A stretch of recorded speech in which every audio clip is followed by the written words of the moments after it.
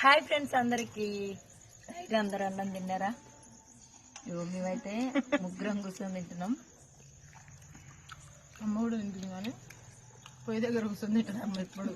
ఈ రోజు అయితే లివర్ ఫ్రై, పచ్చి పులుసు అన్నమాట. పచ్చిడి పులుసు బాగుంది. పచ్చి పులుసు అంటే ఇష్టం. కాకపోతే మా వాళ్ళు గంట మంచిగా పెట్టింది. ఇట్లయితేనే బాగుంటుంది, కొద్ది కొద్దిగా పోసుకొని తింటే. తినేనా ఏందిరా నాయన, వీడియో తీస్తుంటే గుర్తుంటాడు, భరతనాట్యం లెక్క వేసుకుంట, అందుకని అది అంటుండు.